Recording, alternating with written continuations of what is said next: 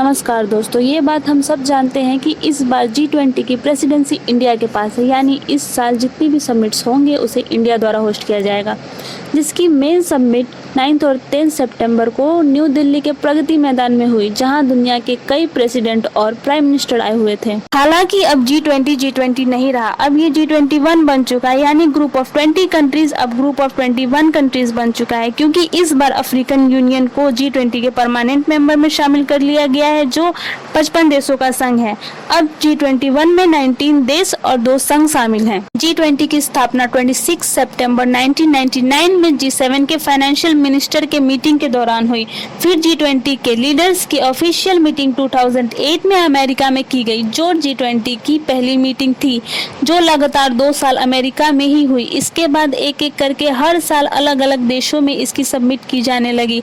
इस तरह 2023 की सबमिट 18वीं सबमिट थी, जो भारत में हुई, जिसकी थीम वसुधैव कुटुंबकम है। मीडिया में सुनने के बाद यही लगेगा कि ये बहुत बड़ी अचीवमेंट है सरकार की, जो इस साल G20 इंडिया आया। लेकिन ये तो पार्ट ऑफ प्रोसेस है, इस साल नहीं तो अगले किसी साल G20 को इंडिया आना ही था, इंडिया में समिट होनी ही थी। इन G20 मीटिंग्स में जो एजेंडा बिठाया जा रहा है उसे स्मूथली चलाने के लिए ट्रोइका सिस्टम का इस्तेमाल किया जाता है।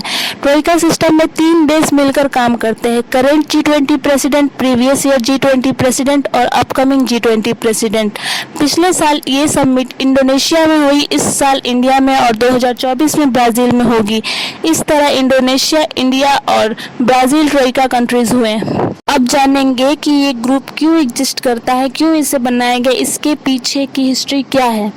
बात है 1970s की, जब दुनिया की आर्थिक हालत बहुत खराब चल रही थी, जिसके कई बड़े कारण थे। जैसे एक बड़ा कारण ऑयल क्राइसिस भी था, जब अरब देश ने ऑयल पर एम्बार्गो लगा दिया, उन देशों को तेल बेचना बंद कर दिया जो इजराइल के सपोर्ट में थे।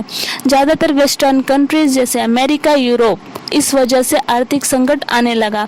तब इनकी सरकार ने निर्णय लिया कि इकोनॉमिक हालत ठीक करनी है तो हमें कोई एक्शन लेना पड़ेगा, साथ बैठकर इकोनॉमिक पॉलिसी बनानी पड़ेगी। इसके कुछ इनफॉर्मल मीटिंग होती है अमेरिका के व्हाइट हाउस में 1973 को, अमेरिका, फ्रांस, यूके, जर्मनी के बीच। फिर 2 साल बाद इटली और जापान को भी शामिल कर लिया जाता है और 1975 में होती है G6 की पहली मीटिंग। इसके बाद 1976 में कनाडा भी शामिल हो जाता है, तब G6 G7 बन जाती है। ये 7 देश अपने समय के सबसे डेवलप देशों में से थे। मेन मकसद इनका इकोनॉमिक स्ट्रेटेजी बनाना था। तब भी ये आर्थिक समस्या बढ़ती ही जा रही थी। विश्व के कई देश जैसे 1997 में Hong Kong, Laos, Malaysia, Philippines, Taiwan, Vietnam, China, Japan, Singapore तक प्रभावित थे। इन देशों में करेंसी की वैल्यू गिरने लगी थी, बेरोजगारी बढ़ने लगी थी और कई जगह पे तो दंगे भी होने लगे थे।